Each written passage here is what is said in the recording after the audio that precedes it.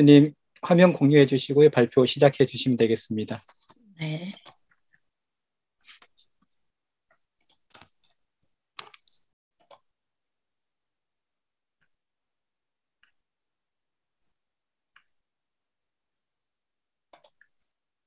네, 안녕하십니까. 반갑습니다. 이렇게 비대면으로라도 뵙게 되어서, 그리고 그동안 고생하신 그 회장님이야 회원 여러분들 그동안에 노고를 치아드립니다. 그럼 오늘 제가 발표할 것은 기억 속 지역 자원과 지리적 도시 재생이 되겠습니다. 사례 지역으로 빛고을, 경양방죽, 물길을 사례로 해서 발표를 드리도록 하겠습니다. 왜 여기서 빛고을이라고 했냐면은 경기도에도 광주가 있어서 이쪽에 전라도 광역시 또는 뭐 이렇게 전라도란 말을 붙이기도 그래서 빛고을이라는 순수 우리말 그리고 예전에 불리던 명칭을 사용하게 되었습니다. 신은 자연을 만들고 인간은 도시를 만들었다 그러죠. 그만큼 신의 창조물에 비견할 만한 도시, 이것은 과연 오늘날에는 어떻게 도달하게 되었는지, 어떠한 모습을 하고 있는지 살펴보고, 그 다음에 미래에는 어떠한 바람직한 도시를 만들어 갈 것인가, 그 창조물에 대해서 한번 생각해 보는 기회를 갖도록 하겠습니다. 왜 도시인가? 오늘날은 우리가 도시시대라고 합니다. 인구의 대부분이 도시에 거주하고 있고 도시에 관련된 모든 문제, 그다음에 해결도 바로 도시에 있기 때문에 우리는 도시에 대해서 관심을 가져야 되고 우리 도시지략회 여러분들께서는 굉장히 자긍심을 가져도 될 만하다고 생각을 합니다. 목차부터 말씀드리겠습니다. 이게 기조 강연이기 때문에 제가 했다기보다도 기존의 것을 한번 간단히 요약을 해봤습니다. 그래서 도시는 어떻게 발달돼서 도시 재생이라는 이슈에까지 이르게 되었는가? 그러면 지금 현재 빛고을에서는 어떠한 재생이 진행되고 있는가? 다음에 두 번째로 이러한 재생을 하는데 우리가 지역 자원하고 또 지리적인 관점이라는 것은 어떠한 것인가 한번 생각해 보도록 하겠습니다. 그리고 마지막으로 구체적인 경양방죽이라는 지역 자원, 이 방죽하게 되면 물길이 또 관여되기 때문에 같이 우리가 언급을 하도록 하겠습니다. 도시의 발달을 간략히 보면은 다들 아시는 대로 627 도시는 끊임없이 변화를 하게 됩니다. 지표상에 인류가 집단 거주한 이래로 주로 이제 인간이 집단 거주할 수 있는 4대가 뉴욕이 되겠죠. 거기서부터 중심지가 될 만한 도시가 성장을 하게 됩니다. 이러한 인구의 성장은 갑자기 도시화가 되면서 급증을 하게 되겠고 또 다른 지역으로까지 확산이 되겠습니다. 특히 15, 16세기 대발견 시대라든가 18세기 말에 산업혁명을 통해서 전 세계적인 현상으로 나타나게 됩니다. 특히 18세기 영국의 혁신적인 산업혁명이라는 것은 세계적인 확산을 통해서 오늘날의 경제의 근간을 이루게 되고 그와 함께 아주 복잡하고 다양한 그것도 전 세계적인 이러한 문제를 야기시키게 되었습니다. 특히 우리가 주목할 만한 것은 도시하고 취락하고 구분되는 농업이라는 것이 도시임에도 불구하고 자본주의적인 농업으로 변화했다라는 것이 되겠습니다. 그럼 오늘날의 도시 문제를 보게 되면은 불평등성이나 글로벌 환경 문제가 대두되고 있는데 이러한 것들은 빨리 해결하지 않으면은 물리적, 사회적, 경제적 측면에서 대단한 부담을 가지게 되겠지요. 그래서 어디에서나 이 문제에 중점을 두고 있습니다. 이렇게 도시 문제가 나타나니까 자연 발생적으로 성장하게 두는 것이 아니라 계획이라는 것을 실시합니다. 물론 최초의 고대 고대 도시들도 도시계획이 진행이 됐죠. 그런데 그것은 엘리트들을 위한 것이라 또는 신을 위한 것이라 한다라면은 이 오늘날의 산업혁명 후에 나타난 이 도시계획은 서민들을 위한 것이라고 할 수가 있게 되겠습니다. 이 도시계획 중에서 유명한 것이 1910년대 10년대에 진행된 전원 도시나 그린벨트가 있게 되겠습니다. 그 후에는 이 그린벨트나 또는 전원 도시를 보게 되면은 도시 외곽이라는 개념이 강하죠. 그런데 도시 내부에 대한 재개발이 진행이 되고 그 다음에 재개발을 넘어서 70년대 이후에는 도시 재생이 진행이 됩니다. 그러니까 재개발은 주로 물리적인 측면이 강조됐다면은 70년대 이후에는 물리적인 거 위에 사회적인 거, 그 다음에 자생적인 성장 기반을 마련하고 공동체를 회복해야 된다. 이것이 좀 모순적이라고도 볼 수 있죠. 이 공동체 하면 도시하고는 거리가 멀다고 생각하는데 다시 회귀하는 듯한 이런 것이죠. 그러면 산업혁명이 제일 먼저 일어나서 도시 문제도 일찍이 드러난 영국에서는 80년대에는 신자유주의적인 재생을 진행하고 90년대에는 바로 공동체를 중심으로 해서 재생이 진행이 되고 있습니다. 그럼 잠깐 더듬어 보면은요, 레치월스라든가 웰린이라는 것이 초기의 신도시가 되겠습니다. 런던 북방에 세워지게 되겠고 계획 인구를 이렇게 소규모로 잡게 되겠습니다. 그 후에 서민들을 위해서 도시를 아름답게 하자라는 도시 미화 운동도 진행이 되고 있습니다. 잘 아시는 대로 시카고의 세계무역 박람회 1853년이 되겠죠. 그러니까 이것은 바로 프랑스의 그 시민혁명 이후에 치러진 100년을 기념해서 치러진 에펠탑을 중심으로 한 여기에 대한 하나의 경쟁 심리가 많이 작용한 것이 되겠습니다. 그래서 번햄이라든가 옴스테드 주니어 그래서 이제 하우스만 그러니까 바로 파리가 되겠죠. 그래서 이것은 조형적인 것을 강조하는 미적인 것을 강조하는 것이 되겠습니다. 이 자족 도시가 되겠는데 잘 아시는 이 하워드의 개념도가 되겠습니다. 전원 도시 보면은요 문제 도시는 정부의 개입에는 한계가 있다. 이것은 인간의 신성에 도전하는 것과 비견할 만하다. 이렇게 얘기합니다. 그래서 현재 도시보다도 흡입력이 큰 도시를 만들어야 된다. 도시는 하나의 자석이고 인구는 바늘이라고 이렇게 이야기를 합니다. 이렇게 흡입력이 강한 도시를 만든다라면 자발적으로 그리고 건전한 인구 재배치가 가능하다고 합니다.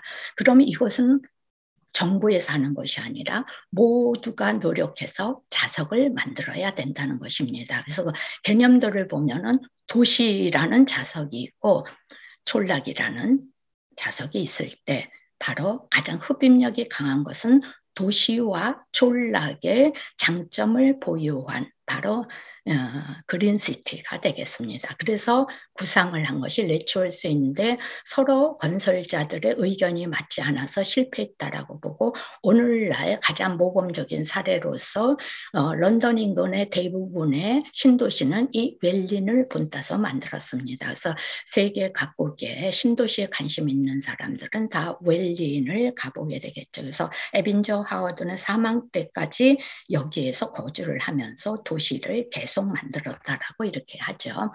그럼 재생에 대해서는 이제 산업이 쇠퇴하면서 재생이라는 용어가 이슈로 떠오르게 되는데 그 이후에 재생을 진행을 해도 도시 문제는 쉽게 해결되지가 않습니다. 그래서 다양한 프로젝트를 제안을 하게 되겠는데 그때의 대부분은 문제 지역을 억제하는 것이 되겠습니다. 그리고 물리적인 경관을 변화시킴으로써 사회 경제적인 효과를 누리게 되겠습니다.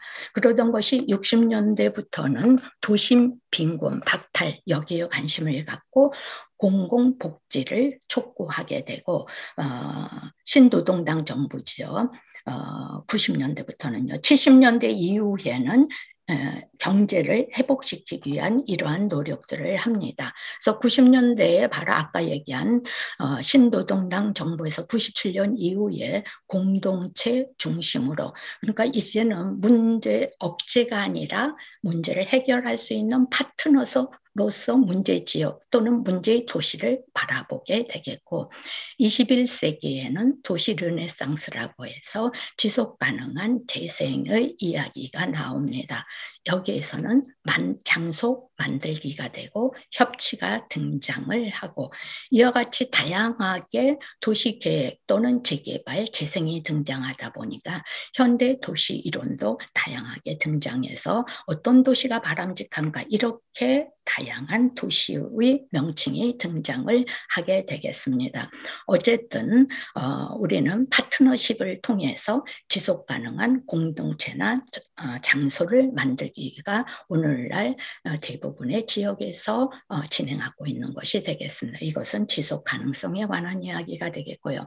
그러면 공동체를 살펴보면은 공동체라는 것은 굉장히 다양하게 정의를 하고 있습니다. 그러니까 다양하기도 하지만 애매모호하기도 합니다. 우리가 잘 알고 있는 것은 테니스의 게질 샤프트, 게멘 샤프트가 되겠죠. 근데 이것보다도 오늘날 우리가 바람직한 도시 재생이라고 했을 때의 공동체는 무엇인가? 사회적인 연대, 그 다음에 결속력 있는 이것은 바로 유대관계에 있는 공동사회에 해당이 되겠습니다. 그래서 공동체에 참여함으로써 기회, 권한, 책임 이것을 다하는 이러한 공동체를 만들자는 것이 되겠습니다. 그러니까 어찌 보면 테니스가 50년대에 얘기했던 공동사회적인 성격, 그 다음에 오늘날 발달한 이러한 이익사회의 이러한 모습을 다 지니고 있는 것. 그러니까 에빈저 하워드가 이야기한 도시와 촌락의 성격을 지닌 것이라고 볼 수 있게 되겠습니다. 그러면 공동체의 참여를 통해서 어떻게 지속 가능성을 만들 것인가? 스스로 역량을 강화할 수 있는 학습의 기회가 주어지고 공적인 논증을 통해 가지고 같이 협의된 이러한 방향으로 나아갈 수 있다는 것입니다. 그 결과 현재뿐만이 아니라 미래에도 일하며 살고 싶은 장소를 만들자. 그러니까 일만 하는 것이 아니라 휴식도 하고 소통할 수 있는 공공용지, 그 다음에 너도 나도 참여할 수 있는 이러한 능력을 갖추자는 것. 그러니까 결국 학습이 되어야 된다 하는 것이 되겠습니다. 예. 그러면은 영국에서 구체적으로 재생이 어떻게 진행되었는가? 우리나라도 지금 뉴딜 재생이죠. 그래서 뉴딜 이 뉴딜은 커뮤니티뿐만이 아니라 청년층 커뮤니티, 장애인 커뮤니티, 편부모 커뮤니티 이렇게 다양한 분야에서 진행이 되고 있습니다. 어떠한 문제를 해결하기 위해서 이렇게 정책을 시행해야 하는가? 실업 문제, 사회적 배제 문제, 사회 공간적인 양극화 문제를 해결하자는 것입니다.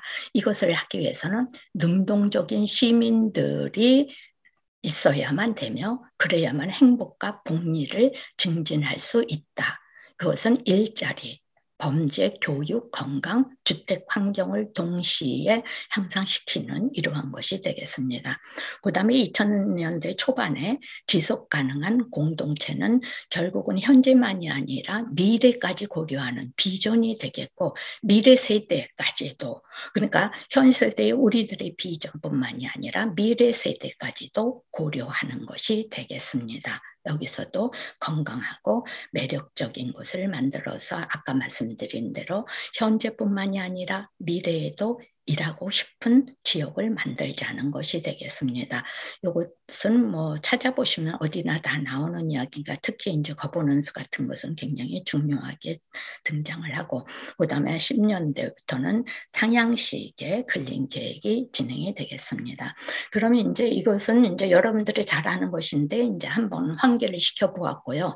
빛고울에서는 어떻게 재생이 진행되는가? 바로 상위법인 국가의 도시 및 주거환경 정비법, 그다음에 도시재생 활성화 및 지원에 관한 특별법 이것을 기반으로 해서 25년과 30년의 기본 계획을 세우게 되겠고 그것을 위해서 뉴딜 정책을 진행을 하고 있습니다. 정책을 거기에서 목표는 디지털 그린 휴먼이 되겠습니다.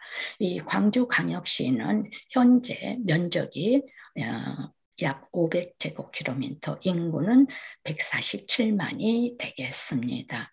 근데 원도심의 인구가 2012년 이후에 감소하고 있습니다. 그러니까 이것은 결국 재생이 필요하다라는 도심을 중심으로 해서 이러한 이야기가 되겠죠. 그러면은 과거에는 지역성과 무관한 전면 개발과 고밀 공동주택 사업이 진행되었습니다. 지금 전남대학교 주변도 아파트 공화국이 한창 진행되고 있습니다.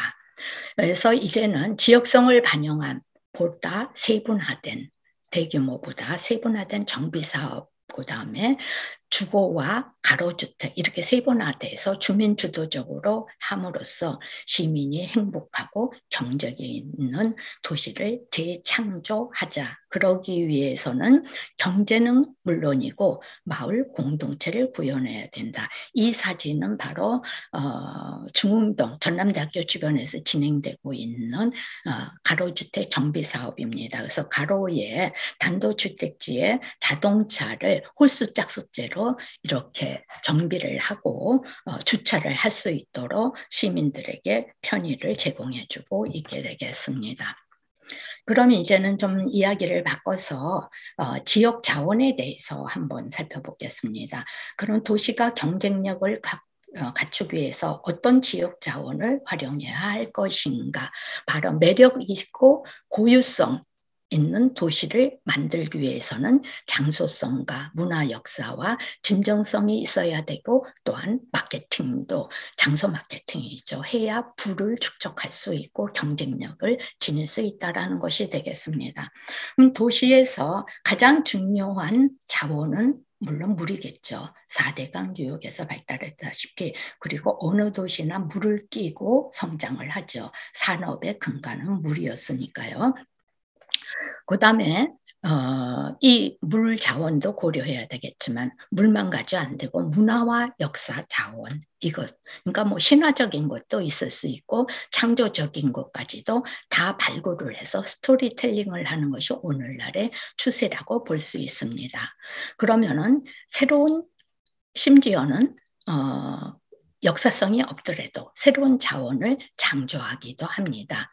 뭐 잘 아시는 구겐하임 미술관처럼 미술관을 만든다든가 그다음에 호주의 오페라 하우스 등 스펙터클한 것을 만든다든가 영화 세트장을 만드는 것이 그 사례라고 볼 수가 있게 되겠습니다. 이것은 이제 좀 제 이미지가 없어져서 전부 다 인터넷에서 좀 가져왔습니다. 프라이브르크의 베일레가 되겠습니다. 바로 도시 한가운데 인공수로를 다시 보존을 하고 있습니다. 이것은 원래는 소방수로서 사용을 했지만 이 수로로 인해 가지고 도시의 미기후에 많은 도움을 주고 있다라고 하죠. 그다음에 심미적인 측면에서도 굉장히 좋고 관광산업 자원으로서도 유용하게 쓰이고 있죠. 그 다음에 뭐 신운성이라든가 이 밑에 것은 그 룩셈부르크가 되겠습니다. 역사성을 지니고 있기 때문에 그대로 간직을 해야 되는 이러한 모습들을 보여주고, 네덜란드의 수로, 주민들은 좀 귀찮을지 몰라도 이것이 하나의 자원으로서 관광객이 많이 가보는 곳이 되겠습니다. 이것은 인공 문화도시 캐널시티 후쿠오카도 만들기도 했습니다. 그 다음에 이건 후쿠오카 성이 되겠습니다. 해자까지 그대로 살려둔 도심 한복판에 있는 이런 물자원을 살려서 하나의 경쟁력을 갖춘 도시, 이것은 교토가 되겠습니다. 이런 자연을 그대로 간직하고 있는 모습, 잘 아시는 대로 청계천이 되겠습니다. 근데 물만이 아니라 여기에 문화적인 거, 정조 단차도가 되겠죠. 이것을 그대로 그 물 자원 옆에 두고 있습니다. 이 창평 슬로우시티가 되겠습니다. 슬로우시티는 역사성, 문화성, 이것이 있어야만 되겠죠. 그래서 수로를 없었던 것을 새로이 각 양반가들 집 안으로 끌어들였던 수로를 다시 이렇게 복원을 했겠습니다. 그 다음에 이것은 광주의 천변, 지금은 직강화가 돼서 이렇게 돼 있고, 이것은 물은 아니지만 그린을 둔 푸른길 공원이 되겠습니다. 그 다음에 이러한 역사성이 있는 일제시대의 것인데 지금은 현재 도청 앞에 있는 것인데 없어졌습니다. 그 다음에 뉴욕의 하이라인이 되겠습니다. 옛날 철도를 개발한 거, 이것은 아까 보았던 광주의 푸른길 공원이 되겠고요. 서울역에 인도로서 복원을 했겠죠. 잘 아시는 대로 옛 항구를 개발한 볼티모어, 이것은 이제 비판도 많지요. 자본주의적인 이런 것으로서 없는 자들에게는 도움을 주지 못했다, 이렇게 하죠. 아까 얘기했던 빌바오, 이 건축물이 빛에 따라서 반사도가 달라지고 이러고, 그러니까 미술관의 작품도 중요하지만 이 외관도 이렇게 중요하게 작용을 하고 있겠습니다. 이것은 잘 아시는 대로 9.11 추모공원에 있는 역사가 되겠습니다. 지금 이 역사의 복합공간으로 쇼핑몰이 들어서는 이러한 모습이 되겠습니다. 그래서 이런 스펙터클한 이러한 모습이 있습니다. 그래서 유럽에서는 유럽 문화 수도를 만들어서 각 도시들이 지역 마케팅을 하도록 이렇게 하고 있고, 올해 번역판이 나와서 스웰텐보스라는 네덜란드의 작은 도시는 자원이 없는데도 보고, 히어리무스 보스, 그러니까 우리가 흔히 보스라고 이렇게 얘기하죠. 보스의 작품이 없고 예술도시로서의 명성도 없음에도 불구하고 전 세계에 연락을 해서 보스의 고향인 이곳에서 작품전을 개최해가지고 자원으로서 활용을 한 그러한 일이라고 볼 수 있습니다. 그래서 세계적으로 문화 프로그램 개최, 세계적인 문화 프로그램 개최는 결국 기적이라고 이렇게 얘기합니다. 이것은 바로 창의성을 이야기한다고 볼 수가 있게 되겠습니다. 이것은 그 위치를 표시해 보았습니다. 예, 바로 이 보스의 작품, 악마의 작가라고 이렇게 얘기하죠. 그 다음에 이제 올해에 서울시장이 인터뷰한 것이 되겠습니다. 이제 서울시도 한강만 고려할 것이 아니라 지천도 고려해야 된다라는 이러한 이야기가 있었습니다.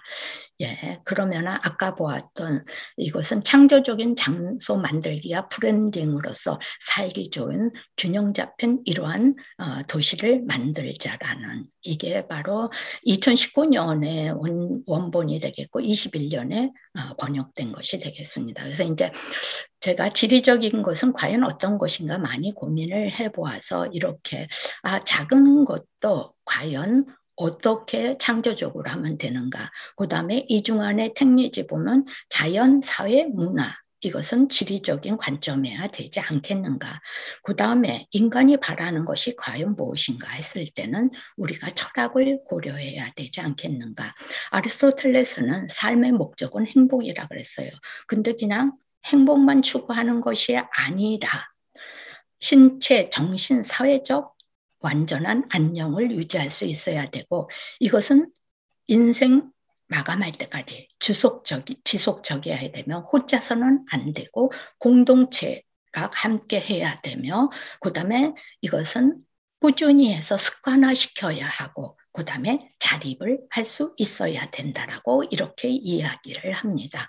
그다음에 현대 실천적 공리주의자는 싱어는 영향받는 모든 사람의 이익을 최대화해야 된다. 이것은 평등 개념이 됩니다. 우리는 포용이라고 오늘날 이슈로서 이야기를 하죠. 바로 이것하고도 일맥상통하게 되겠죠. 근데 여기는 넘어서 요즘 환경 문제가 심각하지 않습니까? 그래서 모든 존재, 인간만이 아니라 동물까지도 지구까지도 모든 존재가 평등해야 된다라는 이러한 관점이 되겠습니다.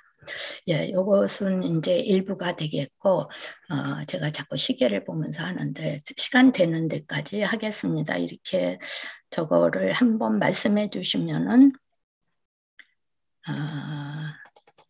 중지하도록 하겠습니다. 자, 이제 어떻게 보면은 본론이라고도 할 수가 있게 되겠죠. 이제 경영방죽과 물길에 대한 것입니다. 근데 왜 기억 속이라고 했느냐? 경영방죽이라는 것이 현재는 존재하지 않고 기억 속에만 아니면 흔적으로만 존재하고 있습니다. 그럼 왜 이것을 지역 자원, 중요한 자원으로서 생각을 했는가? 코로나19 팬데믹 이후에 위드 코로나 시대, 뭐 지금 위드 코로나도 위험하게 되고 있지만 우리는 앞으로의 사회는 기존과는 또 다른 새로운 삶과 시각이 필요하게 되겠습니다. 그래서 기억 속의 역사 문화 자원을 재해석하고 활용을 함으로써 문화 정체성을 재창조해야 된다. 도시의 정체성이 되겠습니다. 근데 여기서 중요한 것은 문화적인 의미를 지닌 장소에서 생활을 한다라는 것은 바로 문화적 세계 속에 존재한다는 것입니다. 그래서 자연뿐만이 아니라 우리가 문화를 중시해야만 되겠습니다.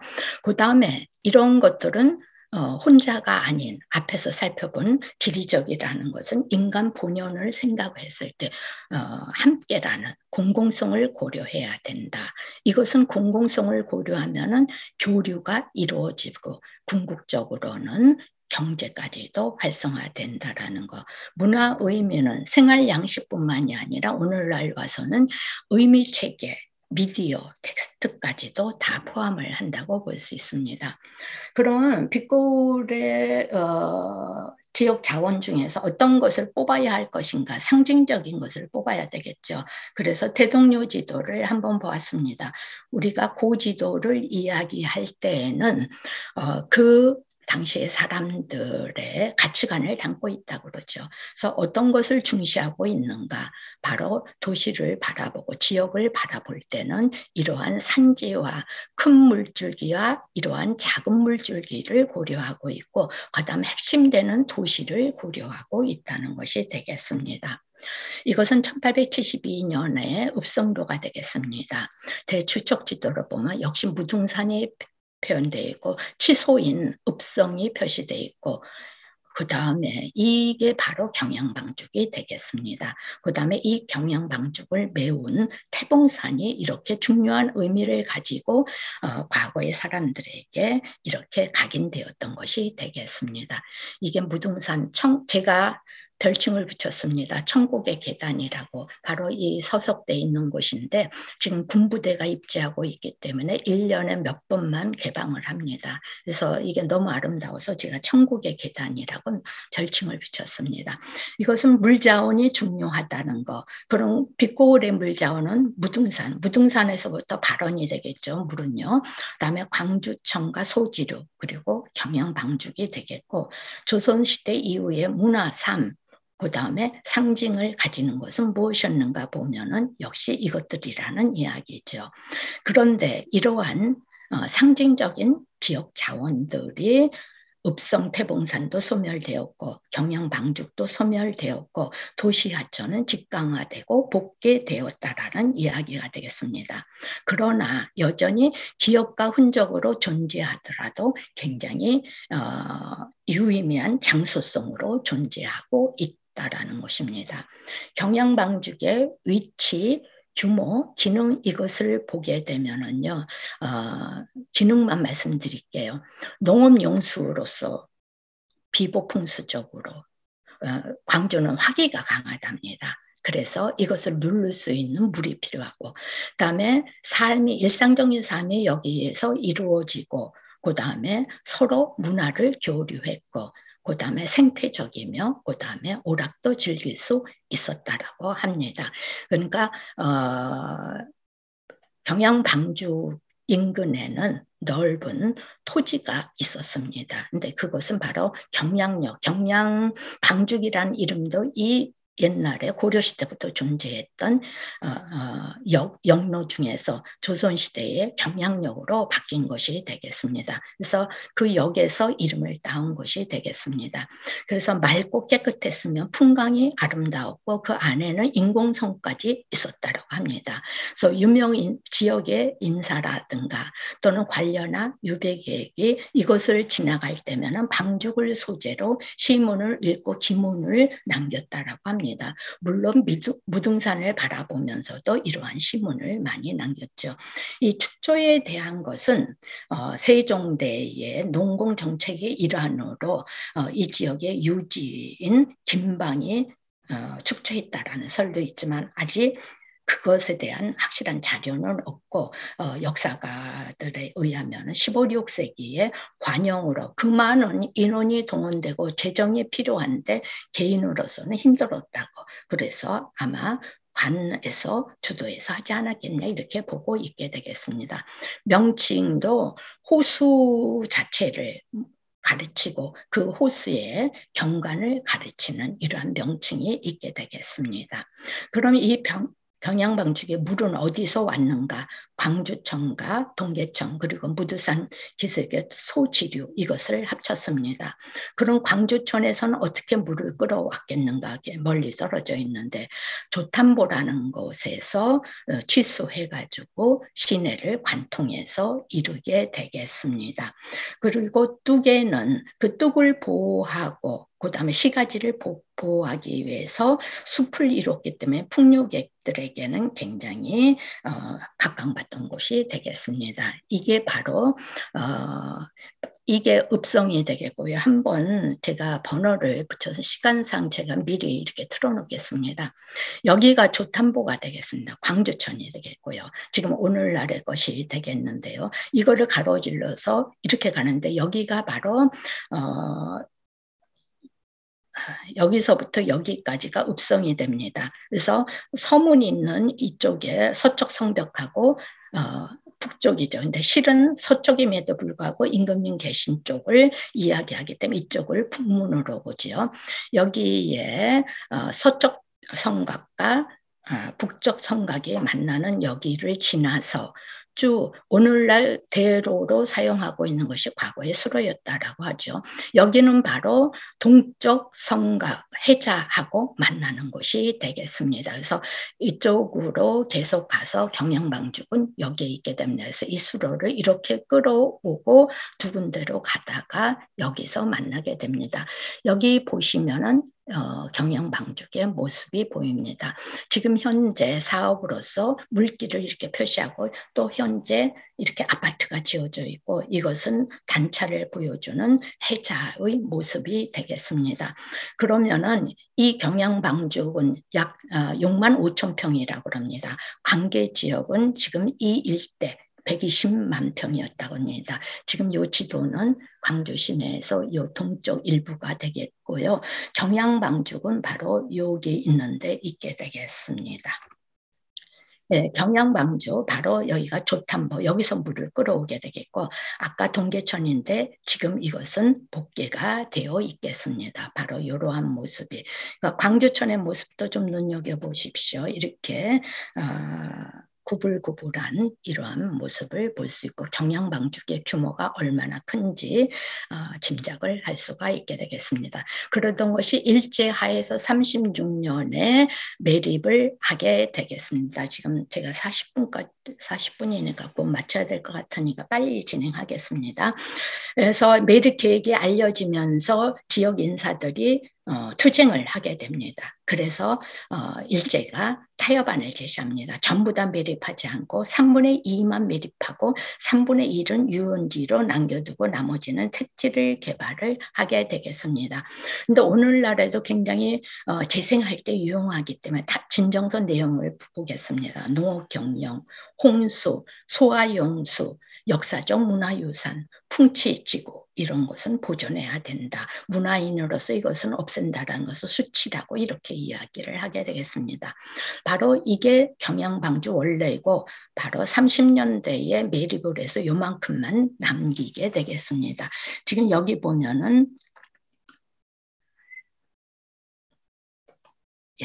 제가 이렇게 쉽게 보시도록 이렇게 표시를 해 보았습니다. 그러면은 매립 이전과 이후 이렇게 차이가 있게 되겠습니다.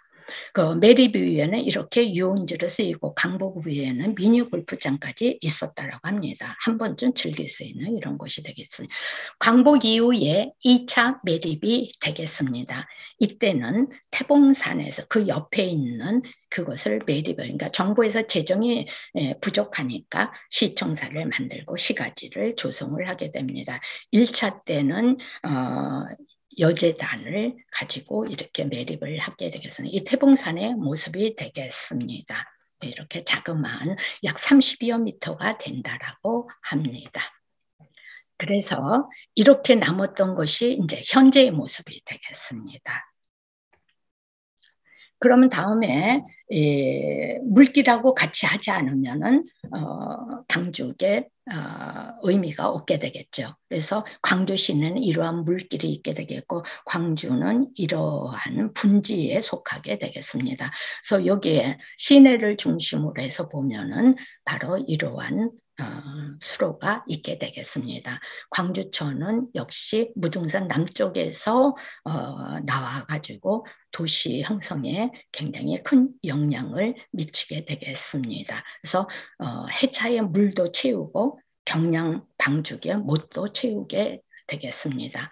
그러던 것이 역시 일제 당시에 이제 정비를 하게 되겠고 70년대 이후부터는 활발하게 복개가 이루어지고 저수지나 호수도 매립이 돼서 광주 시내의 하청 공간은 소멸을 하게 되겠습니다.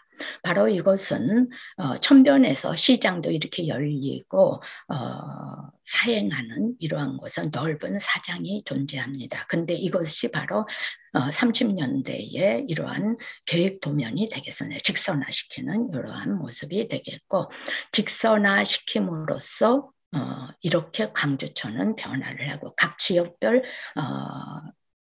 직선화된 이러한 모습이 되겠습니다. 그 결과 70년대 이러한 하천 모습이 시내에서 거의 하천을 유로를 바라볼 수 없게 되었습니다. 그럼 이제 복원에 대해서 보겠습니다. 경량 방죽의 복원은 2000년대 이후에 제한이 되고 그 다음에 68년 바로 시청사가 들어선 그 다음 해죠. 그부터 한 권의 책이 나오고 그 위에는 뜸했는데 2010년대서부터 이제 이것은 추억담으로 했다가 18년, 20년 연속해서 저서가 나오게 됩니다. 제가 바로 학술적인 대회를 대대적으로 바로 올 11월에 실행을 했게 되겠습니다. 그 다음에 도시 하천도 이렇게 수로 변경이 되고 복개가 되니까 이거 복원의 필요성이 제시되어서 다시 살리자라는 이러한 이야기가 나오고 2000년대부터는 광주 시민들이 참여를 해가지고 활발히 운동을 전개하고 있게 되겠습니다. 바로 이것은 학술대회를 개최한 것이 되겠습니다. 큰 제목은요. 경양방주 물길 되살리기 학술 한마당이라고 하고 1차는 오래된 미래, 그 다음에 2차에서는 과거, 현재, 미래, 3초에서는 지속 가능한 발전 전략에 대해서 주제를 정해서 세 분씩 총 9명이 발표를 했습니다. 그럼 그런 것들을 정리해서 본다라면은 보건 방향을 어떻게 할 것인가 이렇게 보면은 지역 향토사가들이 주로 하고 있기 때문에 전문가들이 참여가 미진하다는 것이 되겠습니다. 그 다음에 당연히 주민이 홍보를 잘해서 참여해야 되고 지속적으로 이루어져야 되며 흩어져 있는 것을 지리적으로 통합을 해야 된다. 그래서 자연 인문, 시공간적인 이러한 측면에서 해야 된다. 전체를 다 복원할 수 없으니까 상징적으로 복원을 해야 된다. 그 다음에 향후의 과제는 자료 수집, 고증이 되겠고 고지도를 비롯해서요. 통합 관리해서 누구나 정보의 접근을 활용할 수 있도록 하고 장기적인 실천을 해야 된다. 뭐 예를 들면 장기적인 것은 도클랜드라든가 킹스크로스의 재생을 지역의 재생을 보게 되면 20년 정도씩 걸린다라는 이야기죠. 그래서 이러한 꿈속에 또는 이러한 경영방죽을 한번 살려보는 것이 어떻겠는가. 이거는 공북론이 되겠습니다. 이게 바로 전남대 바로 앞에 있는 용봉천이 되겠습니다. 근데 지금은 다 복개되어서 이러한 도로변을 이게 83년에 제가 부임하자마자 찍은 사진이 되겠습니다. 이것이 되겠습니다. 그래서 살고 싶은 빛고를 만들기 위해서는 상징적으로 VR, AR, MR 이것까지도 활용을 하고 상징시설 뭐 폴리 같은 것들도 만들면 되지 않겠느냐 하는 이야기가 되겠고 이것을 단계적으로 추진을 해보자 해서 저의 아이디어 다이어그램이 되겠습니다. 저는 장기적으로 이렇게 통합적으로 한번 해보았습니다. 그래서 거기에 기본적으로는 지리적인 통합, 그 다음에 참여 실천, 현재 진행형으로 지속돼야 되면 예술과 기술, 그 다음에 융합적으로 이루어져야 된다. 이것을 하기 위해서 라키비움, 잘 아시는 대로 라이브러리, 그 다음에 아카이브, 뮤지엄 이것을 동시에 지닐 수 있는 그래서 저는 처음에는 건축물을 세우는 게 어떤가 했더니 광주역 주변에 지금 재생 사업을 해서 복합 센터를 만들려고 합니다. 그렇다면 저는 그린 리모델링으로 좀 바꿨습니다. 그래서 이러한 특히 이제 지리적인 걸 많이 넣습니다. 그래서 이 데이터를 이번 학술대회 이후에도 데이터 목록하고 로드맵을 이렇게 작성을 했게 되겠습니다. 그래서 시민들이 공유할 수 있는 이러한 공연도 진행을 하고 있게 되겠습니다. 그래서 이렇게 해서 균형 라키비움 건립에서 그린 리모델링 그러기 위해서는 디자인, 편의, 정보 유지, 보수, 보존 이것을 동시에 진행을 해서 궁극적으로는 시범마을을 만들고 전통 주거지역, 재생지역, 그 다음에 지역 광주 전체로 이렇게 나아갈 수 있도록 하는 것이 저의 계획이라고 볼 수가 있게 되겠습니다. 살고 싶은 터, 과연 어디에 누구와 함께 어떻게 만들어야 할 것인가. 이것은 우리 지리학의 큰 또는 아니면은 도시를 연구하는 모든 학문의 과제가 아닐까 싶습니다. 예. 오늘도 큰 꿈을 가지시기 바랍니다. 이상으로 발표를 마치도록 하겠습니다. 감사합니다. 예, 교수님 감사합니다. 박수 한번 부탁드리겠습니다.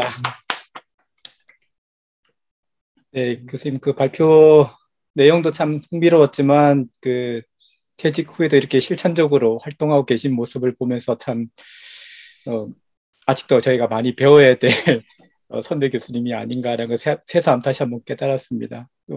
학술적으로 우리 지리학자들이 도시 재생에 있어서 어떤 부분들을 더 고민을 해야 될지에 대한 화두도 던져주시면서 그것을 그냥 학술적인 관심이 아니라 지역 사회에서 실천하는 모습이 정말 존경스럽습니다, 교수님. 감사합니다. 과찬이십니다. 예. 아직 뭐 초보 단계입니다. 열심히 노력하겠습니다. 예. 네. 네, 뭐 지역 사회에서 그 뭐 각 지역마다 뭐 그런 지역의 활성화, 재생 이런 문제들이 이제 많이 화두가 되고 있으니까 광주에서 진행되고 있는 그런 노력들이 많은 참고가 되지 않을까 생각이 듭니다.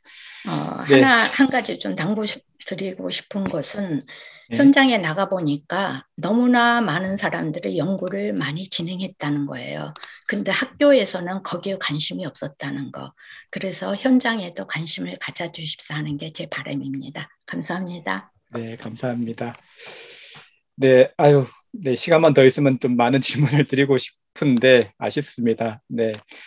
예,